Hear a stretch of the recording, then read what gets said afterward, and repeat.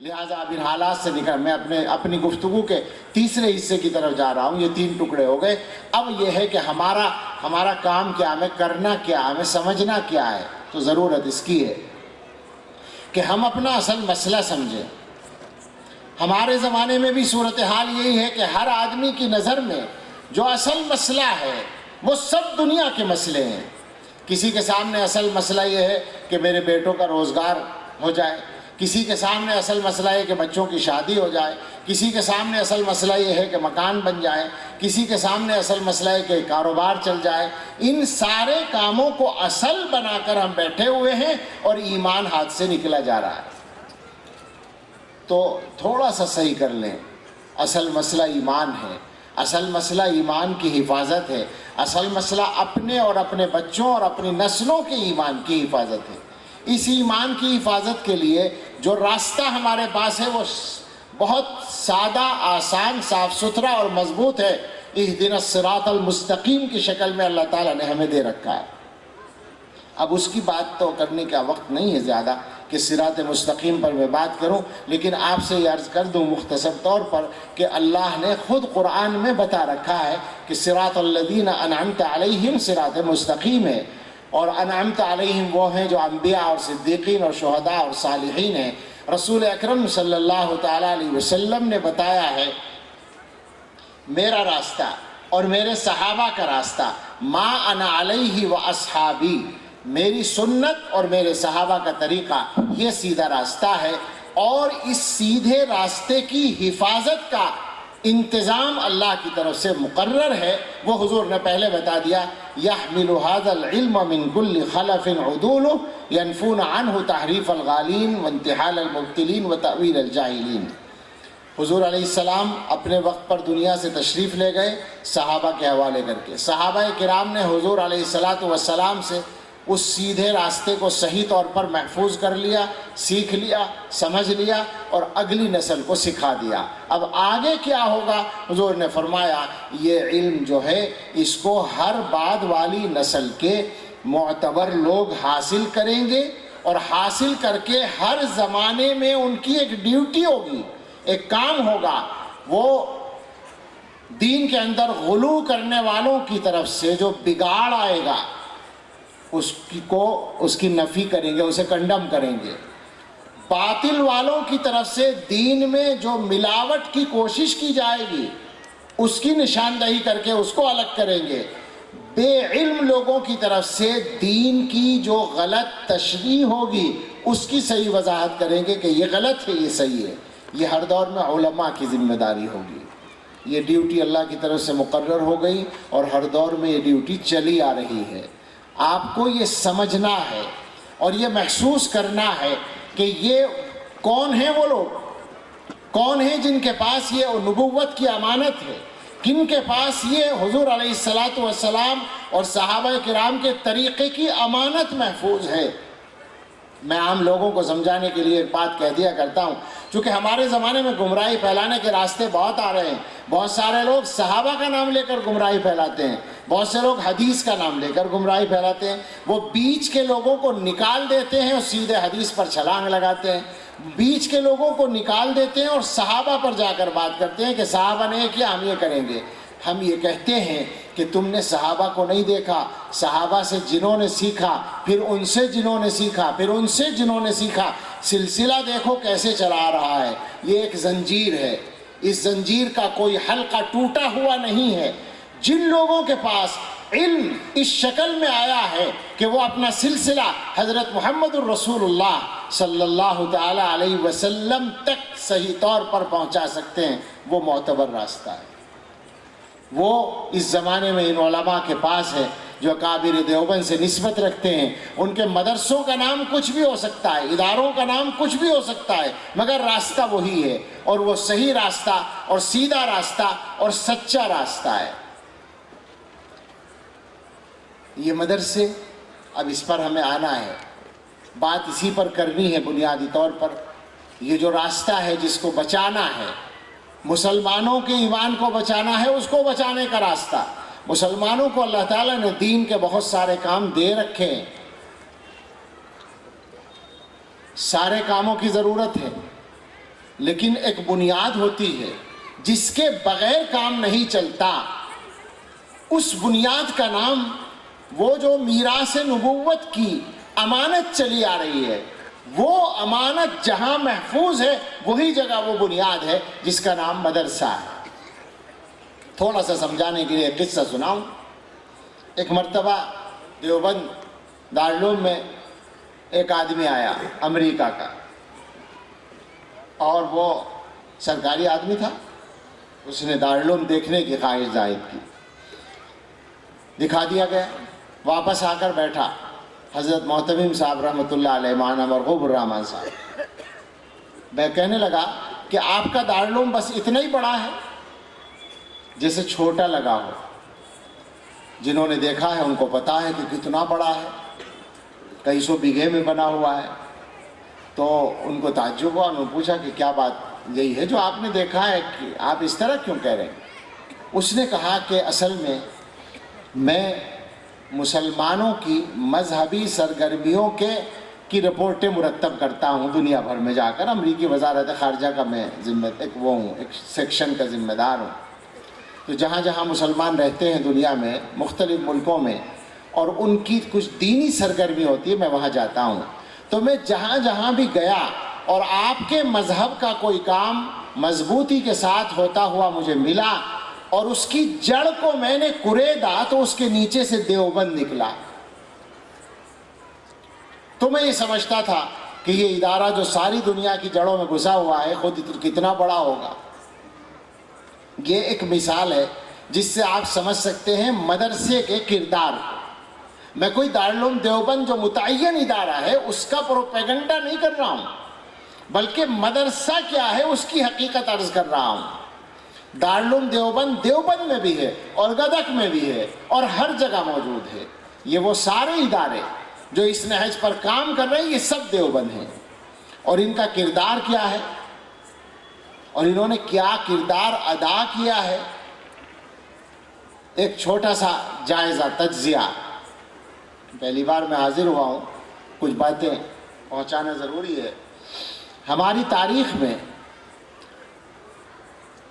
عام طور پر تو یہ ہوا کہ جہاں ہم گئے اور اسلامی نظام، اسلام کا انصاف دنیا کے سامنے آیا تو وہاں کا زمین و آسمان بدل گیا، اور آخر تک وہ ممالک اسلام کے سائے میں رہے۔ لیکن کہیں کہیں اس کے خلاف بھی ہوا ہے، جہاں ہم سے غلطیاں ہوئی ہیں۔ ظاہر بات ہے اسلام ضمانت ہے بقا کی، انصاف ضمانت ہے بقا کی۔ جب وہ اس پر ہم مضبوط نہیں رہیں گے تو پھر ہمارا باقی رہنا بھی مشکل ہوگا۔ تو دنیا، ہماری امت کی تاریخ میں دو ملک ایسے ہیں جہاں خاص طور سے ہمارے ہاتھوں سے مکمل طور پر حکومت کا نظام چھینا گیا ہے۔ ایک اسپین ہے، اسپین اندلس جسے کہتے ہیں عربی میں، اور ایک ہندوستان ہے۔ ان دونوں ملکوں کی تاریخ میں ملتی جلتی کچھ باتیں ہیں۔ 600-700-800 سال وہاں بھی حکومت ہوئی، اور یہاں بھی۔ وہاں بھی کبھی سارا ملک ایک ساتھ رہا اور کبھی چھوٹے چھوٹے ٹکڑوں میں تقسیم رہا۔ یہاں بھی ایسا ہی ہوا۔ اکبر کے دور میں، عالمگیر کے دور میں سارا ہندوستان، بہت بڑا ہندوستان حکومت میں رہا، اور کبھی چھوٹے ٹکڑوں میں بھی رہا۔ اور فرق یہ ہے کہ اسپین میں علمی اور کیا کہتے ہیں فنون کی ترقی جس کو کہا جاتا ہے، بلکہ فوجی اور سیاسی طاقت کے اعتبار سے بھی چھوٹا سا ملک ہونے کے باوجود ہمارا دبدبا ایک زمانے میں زیادہ رہا۔ اسپین کے جو اندلس کے بادشاہ تھے، ہمارے مسلم بادشاہ، ان کے دربار میں یورپ کے حکمرانوں کے جھگڑوں کے فیصلے ہوتے تھے۔ یہ طاقت تھی۔ ہندوستان میں یہ طاقت نہیں رہی کبھی، حالانکہ یہ بڑا تھا۔ اس کے بعد وہاں بھی ہم سے حکومت عیسائیوں نے لی، یہاں بھی ہم سے حکومت عیسائیوں نے لی۔ سمجھ رہے ہیں نا آپ بات؟ اسپین میں بھی جو ہم سے چھیننے والے تھے وہ عیسائی تھے، اور یہاں بھی۔ لیکن عجیب بات یہ ہے کہ اسپین میں ہم سے جس نے حکومت لی تھی وہ ایک چھوٹی سی علاقائی طاقت تھی۔ پڑوس کا ایک بادشاہ تھا، اور اس کی بیوی جو تھی اس کو اپنے باپ کی طرف سے ایک ریاست ملی ہوئی تھی، تو گویا چھوٹے چھوٹے 2 ریاستوں کے ذمہ دار تھے شوہر بیوی. انہوں نے ہم سے اسپین کی حکومت، غرناطہ کی حکومت چھینی تھی ایک علاقائی طاقت نے. اور ہندوستان میں جو ہم سے حکومت لی وہ کس نے لی؟ برطانیہ عظمیٰ، جس کی سلطنت میں سورج غروب نہیں ہوتا تھا. یعنی وہ دنیا کی اس وقت نمبر 1 کی طاقت تھی، دنیا کے بے شمار ملک اس کے قبضے میں تھے.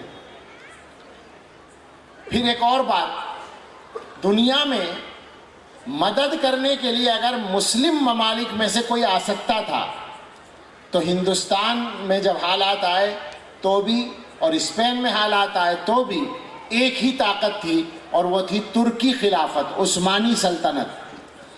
اور جب اسپین میں حالات آئے تھے تو عثمانی سلطنت اپنی جوانی کے زمانے میں تھی، شباب تھا اس کا، اور اس کا بحری بیڑا دنیا کا نمبر 1 کا بیڑا تھا. اور ہمارا جب نمبر آیا 19ویں صدی میں تو عثمانی سلطنت کا بڑھاپا تھا، کمزوری کا عالم تھا. اب آپ ساری باتوں کو دوبارہ سوچیں کہ اسپین میں ہماری طاقت زیادہ مضبوط رہی اور حکومت چھیننے والی طاقت چھوٹی تھی. ہندوستان میں ہماری طاقت اتنی مضبوط نہیں تھی اور حکومت لینے والی طاقت بڑی تھی. مدد کرنے والے اس وقت طاقتور تھے، ہمارے نمبر پر آ کر کمزور تھے. ہونا کیا چاہیے تھا؟ ہونا کیا چاہیے تھا کہ اسپین میں ہم زندہ رہتے اور ہندوستان میں ختم ہو جاتے. یہی ہونا چاہیے تھا نا اسباب کے اعتبار سے. میری بات سمجھ رہے ہیں آپ؟ لیکن ہوا کیا ہے؟ الٹا ہوا ہے. اسپین میں ہم ختم ہوئے اور ہندوستان میں صرف زندہ نہیں ہے، پوری طرح زندہ ہے الحمدللہ. ہمارے یہ جو چہرے نظر آ رہے ہیں، یہ داڑھیاں، یہ ٹوپیاں، یہ ایمان کے ادارے، الحمدللہ ہم ہیں.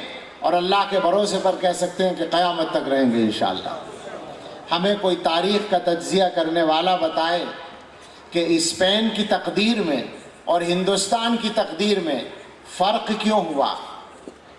ایک جواب ہمارا ہے، اگر یہ غلط ہو تو بتایا جائے. ہمارا جواب سیدھا سیدھا یہ ہے کہ اسپین میں دارالعلوم دیوبند نہیں بنا، مدرسے نہیں بنے، ہندوستان میں یہ کام ہوا.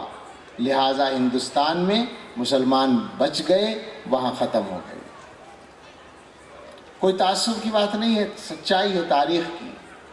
اسپین میں یہ تو اللہ تعالیٰ کی حکمتیں ہوتی ہیں، کیا ہونا ہے کہاں ہونا ہے، اسباب اسی طرح بن جاتے ہیں.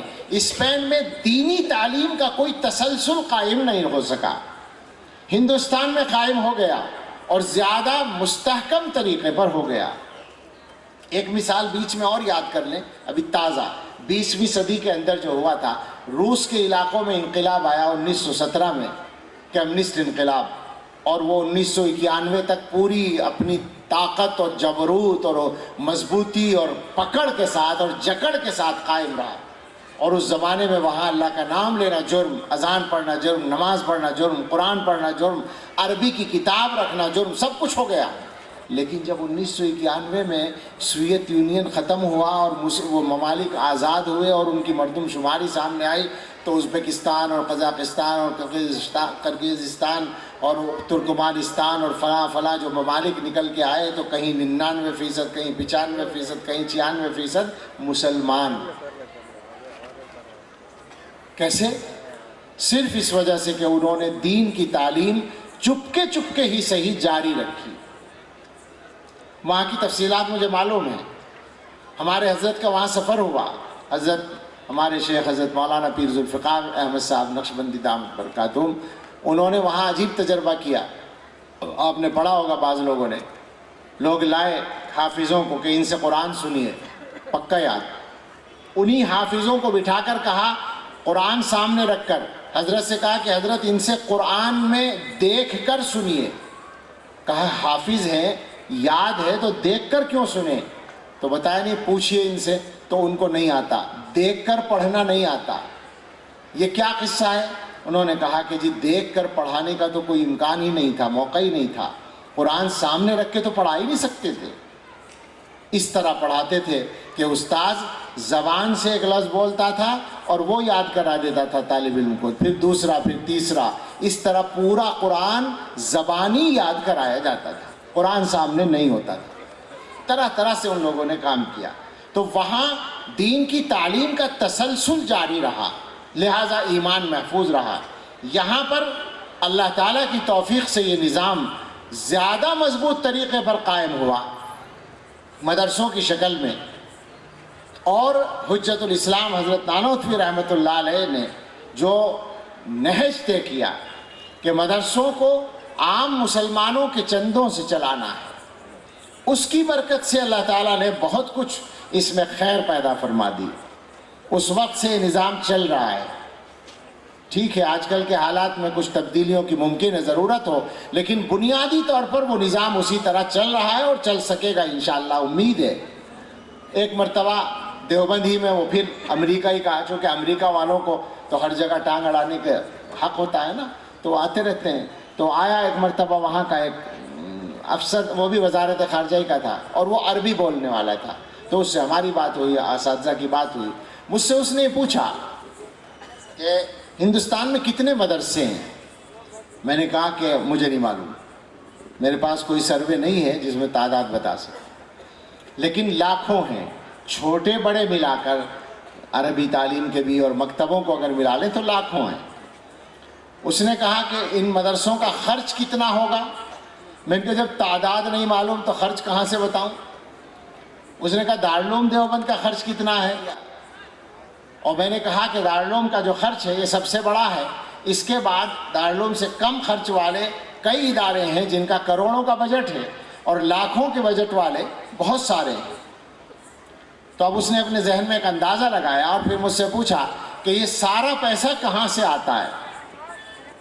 اس کا جواب بغیر سوچے میں دے سکتا تھا، میں نے جلدی سے بولا من تبرعات الشعب المسلم، عام مسلمان کے چندے سے۔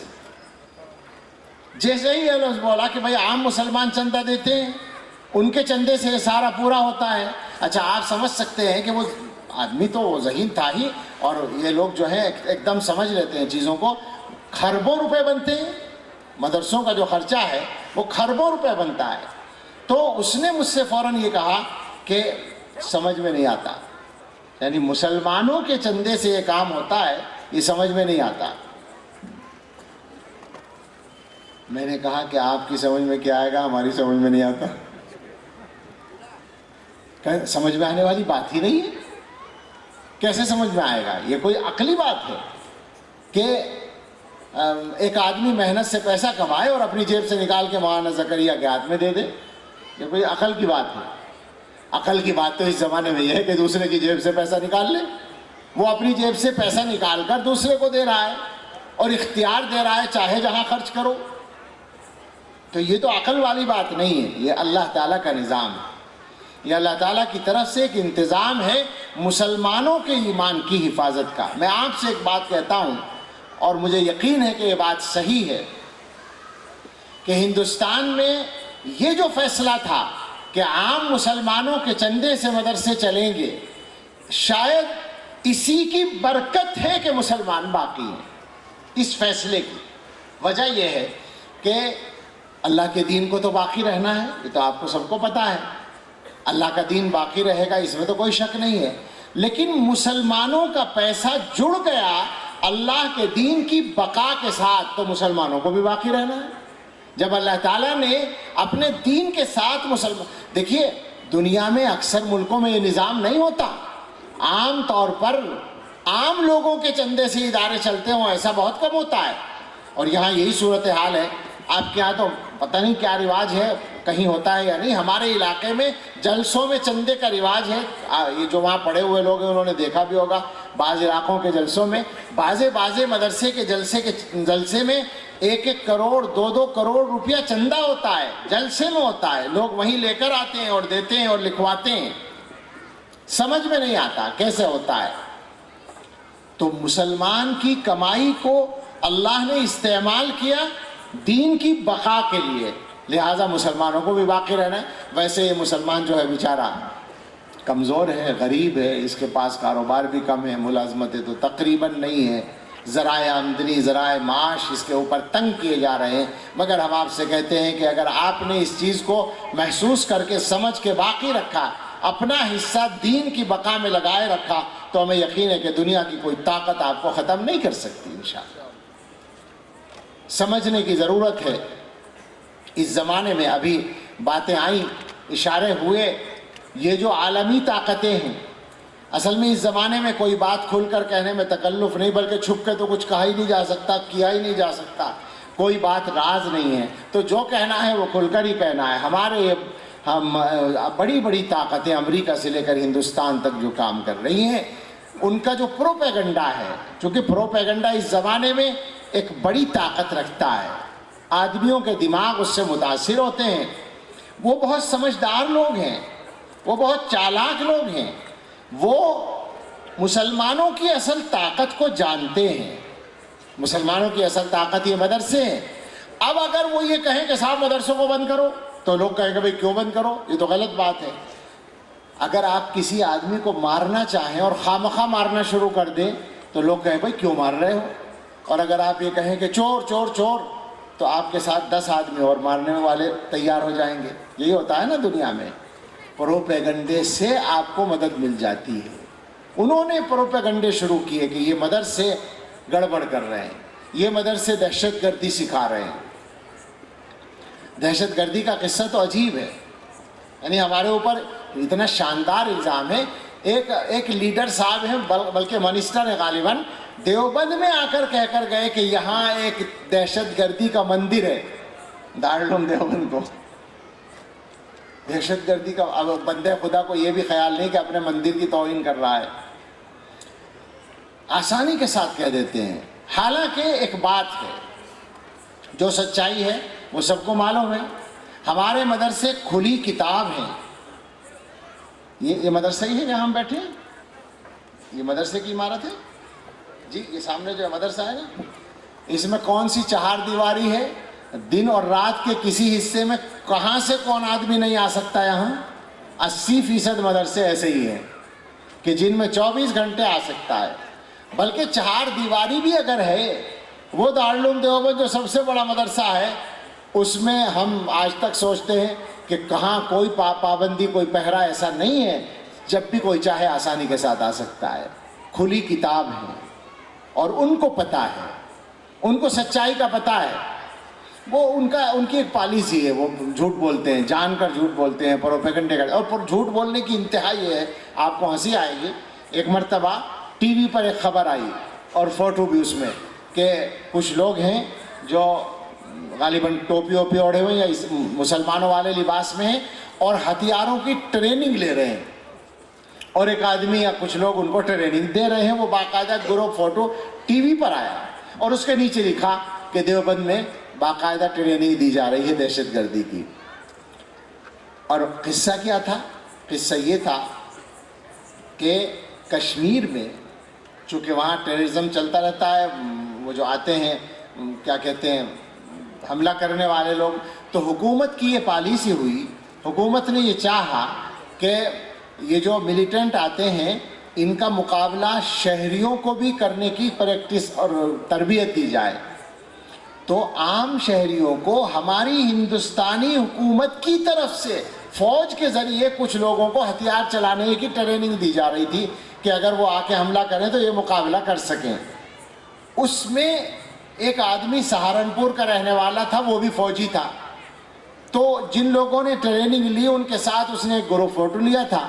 وہ گروپ فوٹو لے کر اپنے گھر آیا، وہاں اس کی ایک رشتہ دار لڑکی آئی ہوئی تھی جو دیوبند کی تھی، تو اس کو وہ گروپ فوٹو اچھا لگا، اس نے وہ اس سے لے لیا، اور دیوبند میں آ کر اس نے ایک فوٹوگرافر کو دیا کہ اس کی کاپی بنا دو مجھے۔ اب وہ جو فوٹوگرافر صاحب تھے ان کو مزہ آ گیا، انہوں نے سوچا کہ یہ تو دیوبند کا فوٹو ہے اور فوج اس کی ہتھیاروں کی ٹریننگ ہو رہی ہے۔ انہوں نے کسی میڈیا والے کو پکڑا دیا کہ دیکھو دیوبند میں دہشت گردی سکھائی جا رہی ہے، وہ ٹی وی پر آ گیا۔ جب وہ اس لڑکی نے دیکھا کہ یہ تو وہ فوٹو ہے جو میں نے دیا تھا، تو اس نے جلدی سے اپنے بھائی کو بتایا، اور اس نے میڈیا والوں سے رابطہ کر کے بتایا کہ یہ جھوٹ ہے، غلط ہے، اس کا دیوبند سے کوئی تعلق نہیں، تو کشمیر کا فوٹو ہے اور حکومت کا ہے، حکومت کے انتظام میں عام شہریوں کو جو سکھایا جا رہا ہے اس کا فوٹو ہے۔ یہ اتنی جسارت لوگ کرتے ہیں جھوٹ بولنے کی.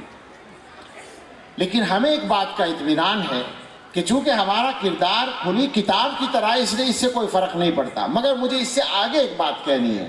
یہ کوئی مسئلہ نہیں ہے. مسئلہ اصل میں یہ ہے کہ انہوں نے اب اس سے آگے قدم بڑھایا ہے. انہوں نے یہ شروع کیا ہے کہ مدرسوں میں جو پڑھایا جاتا ہے، اور پڑھایا کیا جاتا ہے؟ قرآن و حدیث. اب اس میں وہ کیڑے نکال رہے ہیں. اب وہ یہ کہتے ہیں کہ قرآن میں فلاں فلاں جو بات ہے وہ دہشت گردی کو بڑھاتی ہے. حالانکہ ابھی یہ سرکاری طور پر نہیں کہہ سکتے. سرکاری طور پر تو ہماری ابھی رمضان میں امت شاہ سے ملاقات ہوئی تھی جمعیت علماء کے وفد کی، تو انہوں نے خود ہمارے سامنے کہا کہ قرآن حدیث پڑھانے میں ہمیں کوئی اعتراض نہیں. ان کے یہی الفاظ تھے کہ قرآن حدیث پڑھانے میں کوئی اعتراض نہیں. مگر ان کے جو ادھر ادھر کے کارندے ہیں اور جو پروپیگنڈسٹ ہیں، انہوں نے یہ شروع کر دیا ہے اور نشانہ بنانا شروع کر دیا ہے باقاعدہ. تو اب مسلمانوں کو ہوشیار ہونے کی ضرورت ہوگی کہ اس پروپیگنڈے سے وہ متاثر نہ ہو اور ہمارے لوگوں میں اتنی صلاحیت ہو کہ وہ اس پروپیگنڈے کا جواب دے سکیں اور واپس آ جائیں پھر اسی بات کی طرف جو چلتے چلتے پھر آ گئی ہے کہ اس زمانے میں سچی بات یہ ہے ماحول سے مسلمان متاثر ہو رہے ہیں. میں اپنی بات اب سمیٹ رہا ہوں.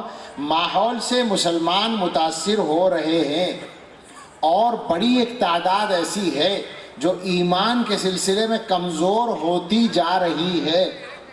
یہ کوئی جھوٹ نہیں ہے، یہ الزام نہیں ہے.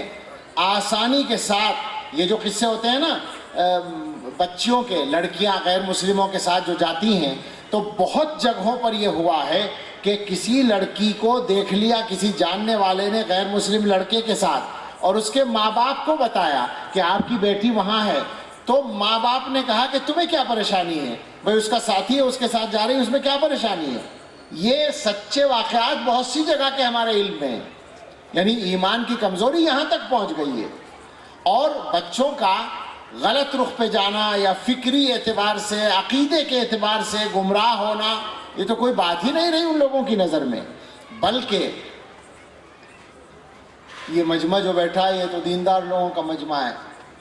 آپ اگر گہرائی سے جا کر جائزہ لیں گے، اور گہرائی سے جائزہ لینے کا موقع ملتا ہے یا تو علماء کو اور یا جماعت کے لوگوں کو، دعوت و تبلیغ والوں کو، تو ان سے آپ پوچھ سکتے ہیں کہ حالات کیا ہیں. یعنی میں ڈرتا ہوں یہ لفظ کہتا ہوا، مگر کیا کریں، کوئی بھی بات کہے بغیر پہنچتی نہیں ہے اور پہنچائے بغیر کام نہیں چلتا ہے. ایمان بہت سارے لوگوں کا خطرے میں ہے. کوئی لالچ، بڑا لالچ یا بڑا دباؤ بہت سارے لوگوں کو ایمان سے محروم کر سکتا ہے. اس کا خطرہ کھڑا ہوا ہے، ہندوستان میں کھڑا ہوا ہے، اور یہ ہم سب کے لیے تشویش کی بات ہے. مشکل مرحلہ ہے ہمارے حصے میں، ہم کمزوروں کے حصے میں نازک وقت آیا ہے، مشکل تقاضے آئے ہیں، نازک حالات آئے ہیں. لہٰذا ہمیں سب کو بہت زیادہ سوچ سمجھ کر کام کرنے کی ضرورت ہے. صحیح راستے پر آنا اور کاموں کی ترتیب کو بھی صحیح رکھنا. میں یہ کہتا ہوں، بالکل صفائی سے کہتا ہوں کہ دین کے جتنے کام ہیں، جس کا جیسا موقع اور جیسی صلاحیت ہو، دین کے ہر کام میں آدمی لگ سکتا ہے. مگر یہ جس کو مدرسہ کہا جاتا ہے، یہ جس کو بچوں کی ایمانی تربیت گاہ کہا جاتا ہے، یہ جو مکتب ہے، یہ جو مدرسہ ہے، یہ جو دارالعلوم ہے، یہ جو ادارے ہیں، ان کے بارے میں ہم آپ سے صفائی سے کہتے ہیں کہ یہ سارے دینی کاموں کی بنیاد ہیں. آپ کی خانقاہیں، آپ کے تبلیغ و دعوت کے سلسلے اور آپ کی ملی تنظیموں کی سرگرمیاں، یہ ساری کی ساری سر آنکھوں پر. ہمارا تو سب سے تعلق ہے الحمدللہ، لیکن اس کے بعد ہم آپ سے کہتے ہیں کہ اصل مدرسہ ہے. مدرسے سے سب کو ملے گا. تبلیغ و دعوت والے لوگ محنت کریں گے اور لوگوں کو لائیں گے دین کی طرف. دین کہاں سکھائیں گے؟ ہو سکتا ہے کوئی دعوت والا کہے کہ ہم تو جماعت میں سکھا دیں گے. بے فکر رہو، تمہاری جماعت میں پورا دین نہیں سیکھا جا سکتا. دیندار بنے گا آدمی، دین کا شوق اس میں پیدا ہوگا. علم کہاں سے آئے گا؟ علم تو مدرسے سے آئے گا. اس سے برا نہ مانے لوگ. کوئی یہ نہ سمجھے کہ صاحب انہوں نے دعوت کے خلاف بات کہہ دی. آج کل بڑی مشکل یہ ہے کہ صحیح بات کہنا بھی لوگوں نے مشکل بنا دیا. مسلمانوں کو اس پر بھی آنا پڑے گا کہ اگر اپنی رائے کے خلاف کوئی صحیح بات ہے تو اسے برداشت کرنے کی بھی عادت ڈالیں. فرقے نہ بنائیں، گروہ نہ بنائیں، پارٹیاں نہ بنائیں. یہ دعوت و تبلیغ اور مدرسے یہ آپس میں کوئی ایک دوسرے کے مقابل پارٹیاں نہیں ہیں، یہ سب ایک دوسرے میں گٹمٹ ہیں.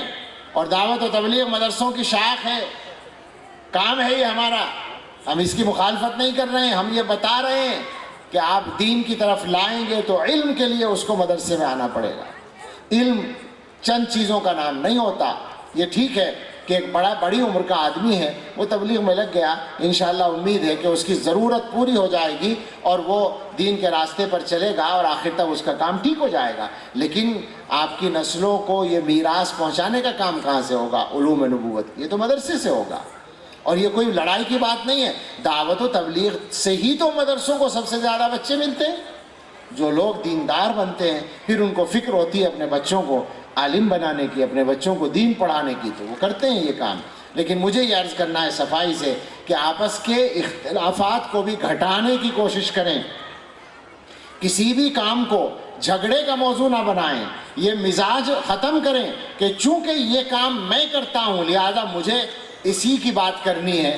اگر دوسرا کوئی آدمی دوسرا کام کرتا ہے اور وہ کام صحیح ہے تو مجھے کیا پریشانی ہے کہ میں اس کی تائید کروں؟ مسلمانوں کو یہ سوچنے کی ضرورت ہے کہ اس وقت لڑنے کے لیے، مقابلے کے لیے تو دنیا کے اندر آپ کے دشمن بہت سارے ہیں. ان سے لڑنے کا دم تو ہے نہیں. آپس میں لڑائی کر کر کے ہم اپنا دم، اپنی طاقت خرچ کرتے رہتے ہیں. اس کو بدلنے کی ضرورت ہے. یہ بدلنا پڑے گا مزاج. اور سارے لوگوں کو خاص طور سے آخر میں یہ بات کہ اپنی زندگیوں کو بدلنے کی ضرورت ہے. زندگی بدلنے کا مطلب یہ ہے کہ ہر آدمی اپنے بارے میں غور کرے کہ میری زندگی میں کہاں کہاں اصلاح کی ضرورت ہے، کہاں کہاں تبدیلی کی ضرورت ہے. ہم لوگوں کی ایک بیماری ہے. وہ بیماری یہ ہے کہ جب ہم سے کوئی بات کہی جاتی ہے تو پورا مجمع سنتا ہے شوق سے اور ہر آدمی یہ سمجھتا ہے کہ یہ بات مسلمانوں سے کہی جا رہی ہے، مجھ سے نہیں کہی جا رہی ہے. ارے بابا تو بھی تو مسلمان ہے، تجھ سے بھی کہی جا رہی ہے، تو بھی تو اسی مجمع کا حصہ ہے. یہ علماء باتیں کرتے ہیں، تقریریں کرتے ہیں. بعض علماء کو آپ نے دیکھا ہوگا کہ وہ بہت پرجوش تقریر کرتے ہیں، سخت تقریر کرتے ہیں اور لوگ خوش ہوتے ہیں کہ حضرت بہت اچھے مقرر ہیں. لیکن اگر وہی حضرت کسی ایک آدمی کو اکیلے میں اتنی سخت نہیں، اس سے آدھی اور چوتھائی سخت بات کہہ دیں تو وہ برا مانے گا یا تعریف کرے گا کہ حضرت بہت اچھی تقریر کر رہے ہیں؟ لڑائی ہو جائے گی. کیوں؟ اس کا مطلب یہ کہ مجمع میں بیٹھ کر وہ یہ سمجھ رہا تھا کہ مجھے نہیں کہہ رہے، ان سب کو کہہ رہے ہیں. میرے علاوہ جو جتنے بیٹھے ہیں سب نالائق ہیں، ان کو کہا جا رہا ہے میں ٹھیک ہوں.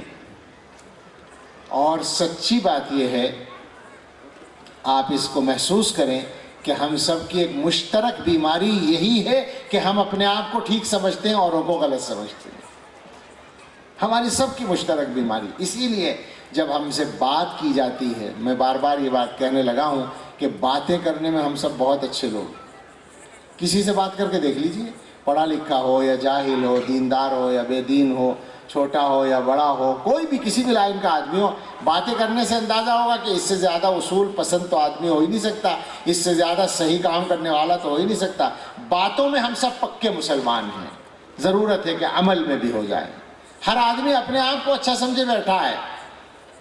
ایک پہچان، ایک ٹیسٹ. یوں غور کریں، اگر ابھی اللہ کا موت کا پیغام لے کر فرشتہ آ جائے تو کیا یقین ہے کہ جیسے حالات چل رہے ہیں ہمارے عملی سیدھے سیدھے جنت میں جانے کا کام ہو جائے گا؟ سوچ لیں اس کو. اور اگر نہیں ہے ایسا تو پھر بدلنے کی ضرورت ہے. اور بدلنا کب ہے؟ فوراً. اس لیے کہ کب آنے والی ہے موت یہ پتہ نہیں. میں بعض جگہ لوگوں سے بات کرتے ہوئے کہتا ہوں کہ بھائی بدلنا ہے یہ تو مانتے ہو کہ ہاں جی مانتے ہیں، بدلنا، حالات اچھے نہیں، بدلنا پڑے گا. تو میں پوچھتا ہوں کب بدلو گے؟ اکثر لوگوں کا پروگرام کیا ہوتا ہے معلوم ہے آپ کو؟ 10-20 سال کے بعد. جوانوں کا پروگرام میں بتاؤں، جوانوں کا پروگرام ہوتا ہے کہ 50-60 سال تک تو کمانے کا کام کرنا ہے، محنت کرنی ہے، اور اس کے بعد توبہ کر کے مسجد میں بیٹھ جائیں گے، دیندار بن جائیں گے. تو میں لوگوں سے کہتا ہوں کہ یہ بتاؤ، جو صحیح بات ہے وہ یہ بتاؤ کہ مرنے کا پروگرام کب ہے؟ اب اس پر آدمی ہنستا ہے، لیکن ظاہر ہے کہ یہ تو سب سے کڑوی حقیقت ہے۔ بتائیں کہ مرنے کا پروگرام کس کا کب ہے؟ جواب یہ ہے کہ کسی کو پتہ نہیں، ابھی بھی ہو سکتا ہے۔ ہم یہاں بیٹھے ہیں، ممکن ہے کہ ہم اپنے پاؤں سے چل کے جائیں اور ممکن ہے کہ ہمیں اٹھا کر لے جائے جائے، اتنی قریب موت ہے۔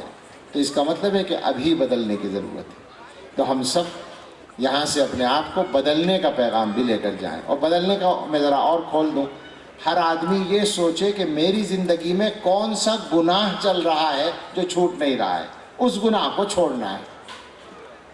اگرچہ گناہوں کا چھوڑنا آسان نہیں ہوتا، بڑی محنت کی ضرورت ہوتی ہے اور اللہ والوں سے تعلق کی ضرورت ہوتی ہے۔ میں ایک مرتبہ ایک بڑا سا ایسی جلسہ تھا، تقوی پر بات کر رہا تھا، تو بات ختم ہونے کو آئی تو دور سے ایک آدمی نے کھڑے ہو کر سوال کیا کہ مولانا تقوی کہاں ملے گا؟ میں نے کہا کہ کپڑا کہاں ملتا ہے؟ اس نے کہا جی کپڑا تو کپڑے والوں کے یہاں ملتا ہے۔ میں نے کہا غلہ کہاں ملتا ہے؟ اناج کہاں ملتا ہے؟ کہا وہ اناج والوں کے یہاں ملتا ہے۔ میں نے کہا بس جواب ہو گیا، تقوی والوں کے یہاں ملے گا، وہ بازار میں نہیں ملے گا۔ جن کی زندگی میں تقوی، ان کے قریب جاؤ تو تمہارے اندر تقوی آئے گا۔ لیکن مسلمانوں سے سوال ہے، آپ کے 24 گھنٹے کے ٹائم ٹیبل میں روزانہ یا ہفتے بھر میں بھی کوئی آدھا گھنٹہ مقرر ہے کسی اللہ والے کے پاس جانے کے لیے؟ فرصت ہی نہیں ہے۔ اس لیے کہ ترجیحات جو ہیں ہماری، جو کیا کہیں گے اس کو، جن کاموں کو ہم نمبر 1 پر ضروری سمجھتے ہیں ان سے فرصت نہیں ہے، اور وہ سب دنیا کے کام ہیں۔ آخرت کی فکر، اپنی اصلاح کی فکر، اپنے آپ کو بدلنے کی فکر، یہ تو ہمارے ایجنڈے کا حصہ ہی نہیں ہے، ہمارے ٹائم ٹیبل میں اس کی کوئی جگہ ہی نہیں ہے، تو کیسے بدلیں گے؟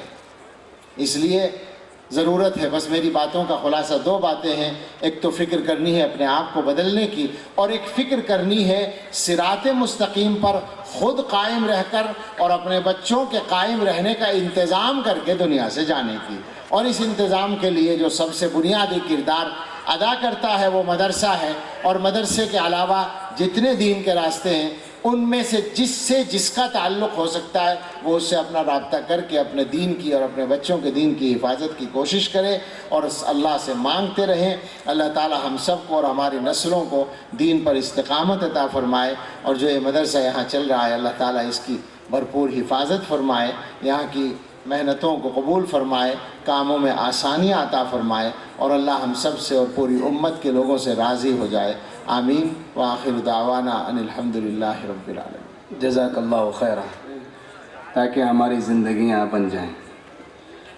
قبل اس کے کہ حضرت والا کی دعا سے اس جلسے کا اختتام اعلان ہو، میں مناسب سمجھتا ہوں کہ کلمات تشکر کے لیے مفتی سرفراز احمد صاحب قاسمی کو میں دعوت دوں کہ وہ آئیں اور ہدیہ تشکر پیش کریں۔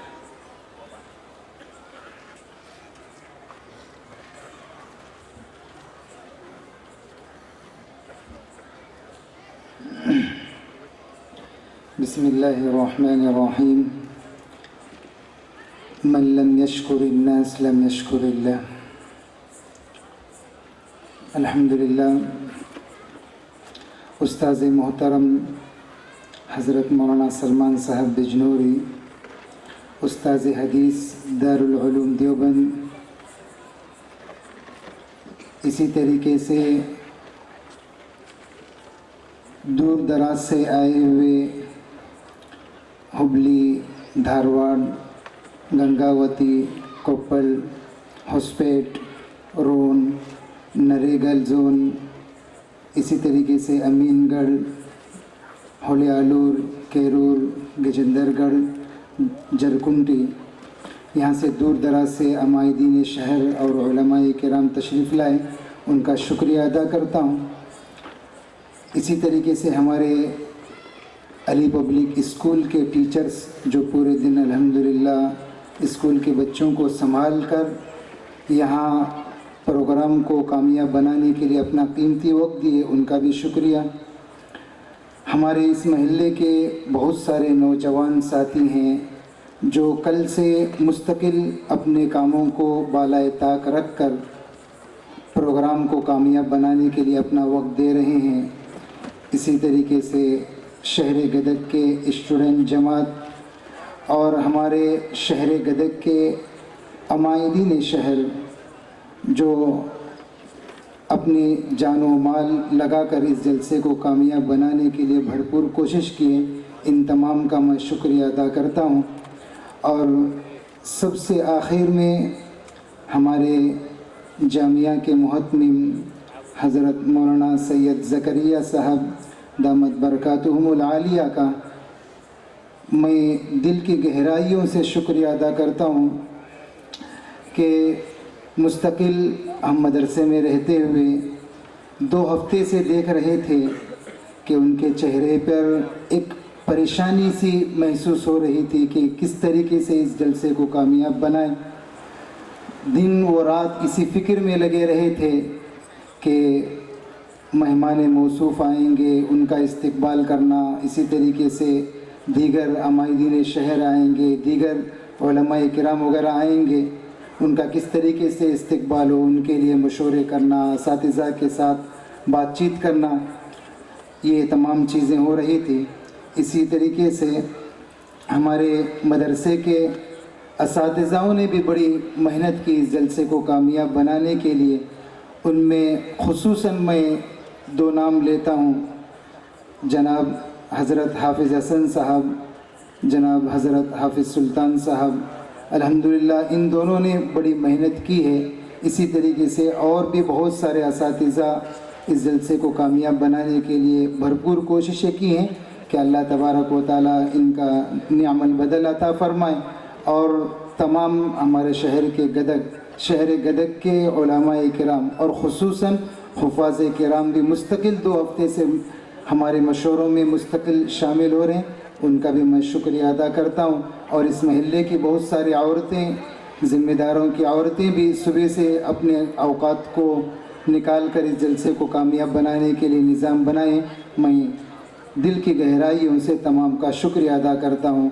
और हमारे शहर गदग से व अतराफ़ गदग से जितने भी मेहमान आए हुए हैं, इन तमाम का मैं दिल की गहराइयों से शुक्रिया अदा करता हूँ। जज़ाकल्लाहु खैर। मुअज़्ज़ज़ उलमाए किराम, हुफ़्फ़ाज़ इज़ाम और सामईन हज़रात, मैं आप हज़रात से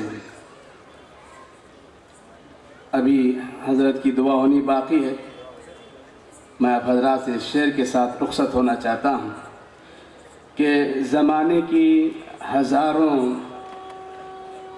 नेमतें मौजूद हों, लेकिन ज़माने की हज़ारों नेमतें मौजूद हों, लेकिन तिलावत हो न कुरान की, वो दर अच्छा नहीं लगता।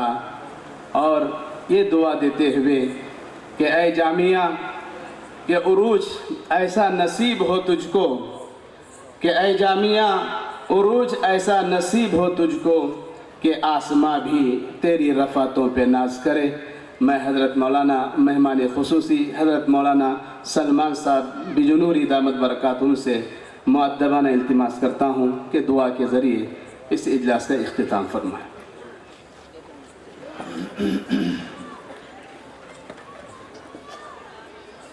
अल्हम्दुलिल्लाहि रब्बिल आलमीन वस्सलातु वस्सलामु अला सय्यिदिना मुहम्मद व आलिहि व अस्हाबिहि अजमईन। या रब्बि लकल हम्दु कमा यंबग़ी लिजलालि वजहिका व अज़ीमि सुल्तानिक। अल्लाहुम्मा सल्लि अला सय्यिदिना मुहम्मदिन व अला आलि सय्यिदिना मुहम्मदिन व बारिक व सल्लिम। रब्बना आतिना फ़िद दुनिया हसनतन व फ़िल आखिरति हसनतन व क़िना अज़ाबन नार। रब्बना ला तुज़िग़ क़ुलूबना बअद इज़ हदैतना व हब लना मिन लदुनका रहमतन इन्नका अंतल वह्हाब।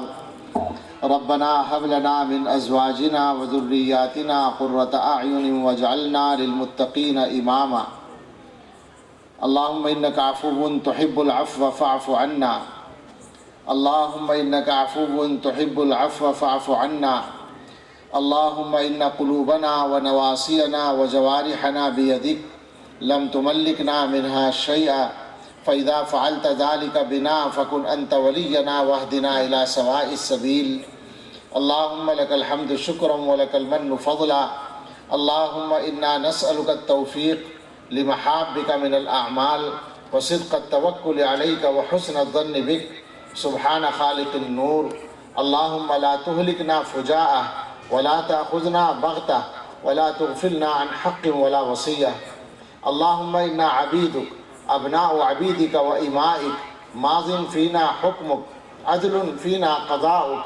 نسألك بكل اسم هو لك سميت به نفسك أو أنزلته في كتابك أو علمته أحدا من خلقك أو استأثرت به في علم الغيب عندك أن تجعل القرآن العظيم ربيع قلوبنا وجلاء أحزاننا وذهاب همومنا. اللهم إنا نسألك الفوز في القضاء ونزول الشهداء وعيش السعداء ومرافقة الأنبياء والنصر على الأعداء إنك سميع الدعاء. اللهم إنا نعوذ بك من جهد البلاء ودرك الشقاء وسوء القضاء وشماتة الأعداء. اللهم إنا نجعلك في نحورهم ونعوذ بك من شرورهم.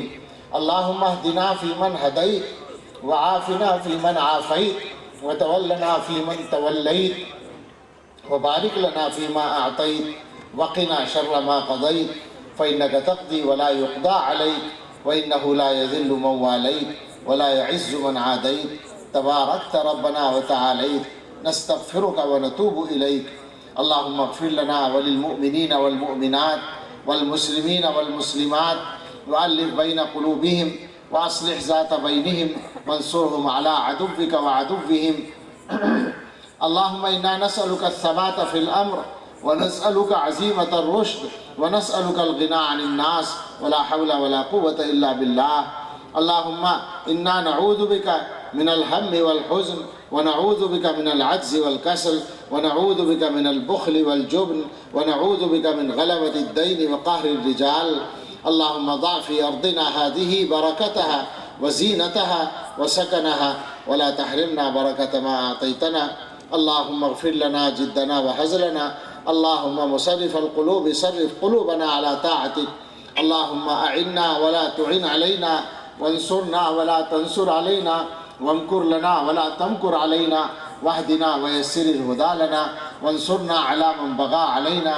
اللهم زدنا ولا تنقصنا وأكرمنا ولا تهنا وآثرنا ولا تؤثر علينا وأرضنا وارض عنا وأخيوم برحمتك نستغيث. أصلح لنا شأننا كله ولا تكلنا إلى أنفسنا طرفة عين. اللهم إنا نسألك من فجاءة الخير ونعوذ. ہمارے اہل وعیال و متعلقین کے لیے اور تمام اہل ایمان کے لیے قبول فرما لیجئے. اللہ ہمارے گناہ معاف کر دیجئے. اللہ ہمارے جمع ہونے کو قبول فرما لیجئے. اللہ گناہوں سے ہمارا پیچھا چھڑا دیجئے. اللہ ہمیں سچی توبہ نصیب فرما دیجئے.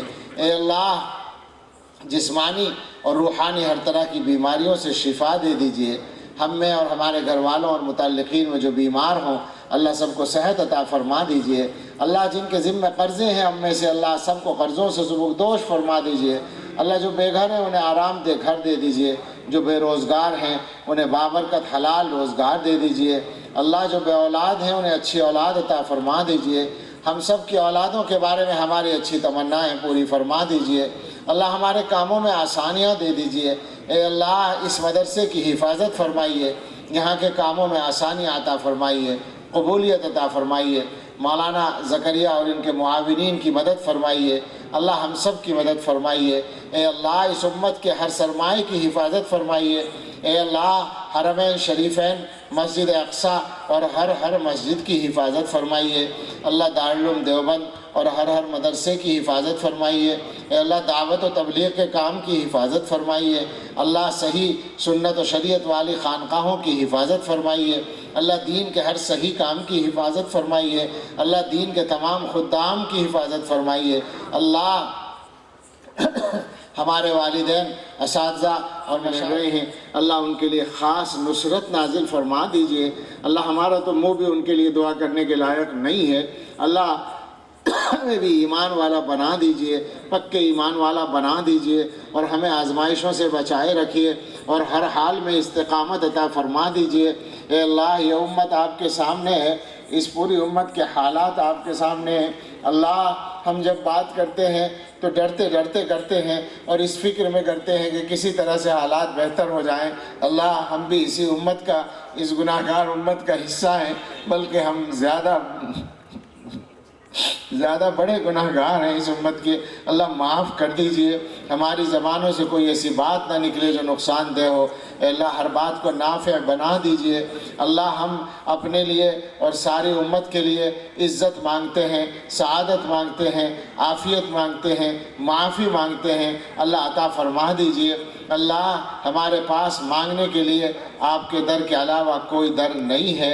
اے اللہ دنیا میں مانگنے والا بھیکاری ایک در پہ جاتا ہے، نہ ملے تو 10-20 دروازے اس کو سامنے ہوتے ہیں، اسے امید ہوتی ہے کہیں نہ کہیں سے ضرور ملے گا، لیکن اے اللہ ہم ایسے بھیکاری ہیں کہ ہمارے پاس مانگنے کے لیے صرف ایک در ہے اور وہ آپ کا در ہے، اور اللہ یہی وہ در ہے جہاں مانگنا چاہیے، اور ہم یہی چاہتے ہیں کہ آپ ہی کے در پر ہاتھ پھیلائیں اور آپ کے علاوہ کسی کے در پہ ہاتھ پھیلانا نہ پڑے۔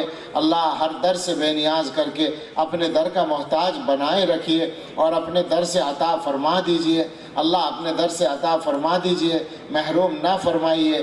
اللہ ہم سب کو سچا پکا نمازی بنا دیجئے، ہمیں سب کو تہجد کا پابند بنا دیجئے، گناہوں سے سچی توبہ نصیب فرما دیجئے، اور ہمیں اور ہمارے بچوں اور گھر والوں کو سب کو پکا نمازی اور تہجد گزار بنا دیجئے۔ اللہ عبادت گزار بنا دیجئے، تقوی ہماری زندگیوں میں اتار دیجئے۔ اللہ ہمارے سارے کام آسان کر دیجئے، ہمارے ذاتی کاموں میں بھی ہماری مدد فرما دیجئے۔ اے رب کریم، اے رحمان الرحیم، ہم بڑے کمزور ہیں، ہم سے مانگا نہیں جاتا، مانگنے کا ڈر بھی نہیں آتا، اور ہمارا منہ تو اس لائق نہیں ہے کہ آپ اس کا لحاظ کریں، مگر اللہ آپ کی بارگاہ میں آپ کی رحمت کا واسطہ ہے، اسی رحمت کے حوالے سے آپ سے ہم مانگتے ہیں۔ اللہ بغیر مانگے بھی دے دیجئے اور جو مانگا ہے وہ بھی دے دیجئے۔ ہر خیر مانگتے ہیں اور ہر شر سے پناہ چاہتے ہیں۔ اے اللہ یہ دعائیں اور اس سے پہلے اور بعد کی سب دعائیں قبول فرما لیجئے۔ اللہم انا نسألک خیر المسألة وخیر الدعاء وخیر النجاح وخیر العمل وخیر الثواب وخیر الحیاة وخیر الممات إنك على كل شيء قدير ربنا تقبل منا إنك أنت السميع العليم وتب علينا إنك أنت التواب الرحيم وصلى الله على سيدنا محمد وآله وأصحابه أجمعين برحمتك يا أرحم الراحمين۔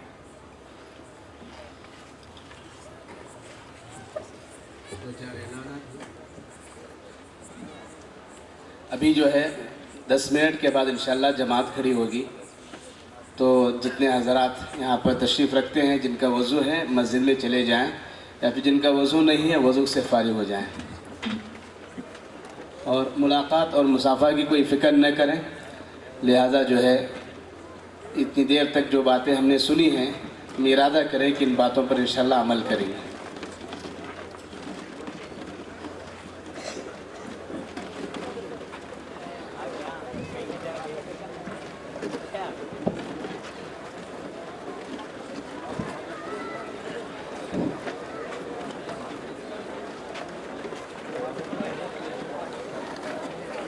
کل جو ہے جامع مسجد مرکز میں حضرت مولانا کا عمومی خطاب ہوگا، لہذا اس کا خیال رکھیں، اور کل فجر کے بعد فوراً ہمارے مدرسے میں 1 بجے جو ہے جلد سے جلد پہنچنے کی کوشش کریں مرکز میں، اور فجر کے بعد فوراً جو ہے علماء اور حفاظ کے لیے ہمارے مدرسے میں جو ہے کل حضرت مولانا انشاءاللہ ہمارے سامنے جو ہے بات کریں انشاءاللہ، اور جتنے بھی علماء کرام اور حفاظ اعظام ہیں پہنچنے کی فکر فرمائیں۔ جتنے علماء ہیں خصوصاً جو ہے حضرت جو ہے ان کی گزارش کر رہے ہیں، تو آپ حضرات جو ہے علماء کرام پہنچنے کی فکر فرمائیں، اور جتنی مستورات اور ماں بہنیں ہیں آپ سے گزارش کی جاتی ہے اطمینان کے ساتھ آپ نماز پڑھیے، اور کھانے کا انتظام ہے، جلدی جانے کی فکر نہ کریں۔ اسی طرح جتنے مرد حضرات ہیں میں ان سے بھی کہوں گا کہ آپ بھی جلد جانے کی کوشش نہ کریں۔ آپ کے استقبال میں اور آپ کی مہمان نوازی میں مدرسے نے آپ کے لیے طعام کا انتظام کیا ہے، اور ہمارے محلے کے جتنے نوجوان ساتھی ہیں ان سے میری گزارش ہے آپ حضرات جو ہے خدمت میں ابھی سے لگ جائیں۔ نماز مدرسے کے طلبہ جو ہے مطبخ کے اندر کھانا کھا لیں، اور محلے والے ہیں دور سے آنے والے مہمانوں کا دوسرے محلے والوں کا استقبال کریں، پہلے ان کو فارغ کرائیں، بعد میں جو ہے فارغ ہو جائیں کھانا کھائیں۔ مستورات کے لیے بھی خدمت کے لیے ذمہ دار طے ہیں، لہذا تماموں کے لیے کھانے کا انتظام ہے۔ آپ فکر فرمائیں، جہاں کھانے کا انتظام کیا گیا ہے آپ اطمینان سے وہاں پر رہیں، ہمارے جو ذمہ دار وہاں پر موجود رہیں گے، انشاءاللہ آپ کو کھانا بھی پہنچائیں گے۔ اور جتنے ہمارے بچوں کے جو ہے سرپرست آئے ہوئے ہیں تعلقوں سے ضلعوں سے، ان سے بھی میری گزارش ہے جو اپنی سواری سے آئے ہیں کھانا کھا کر جانا چاہے تو جا سکتے ہیں، اگر رہنا ہے رکنا ہے تماموں کے لیے، مستورات کے لیے مردوں کے لیے بھی انتظام کیا گیا ہے رہنے کا۔ مستورات کے لیے اسکول کی جو بلڈنگ ہے اس میں کمروں کا انتظام کیا گیا ہے مستورات کے لیے، خاص کر کے جو مرد حضرات ہیں ہمارے مدرسے میں، مسجد میں، مدرسے کے کمروں میں آپ یہاں پر آرام کر سکتے ہیں، کیونکہ رات کے 10:30 بج رہے ہیں، اس وقت میں جانا مناسب نہیں ہے۔ جو لوکل ہیں شہر گدگ کے ہیں 10-15 منٹ کے اندر جا سکتے ہیں۔ آپ سے میری گزارش ہے اطمینان کے ساتھ جانے کی فکر کریں، بہت ساری گاڑیاں ہیں، گاڑیاں بھی نکالنی ہیں اور ایک دوسرے کو تکلیفیں بھی نہ ہوں، اس کا خاص خیال رکھیں۔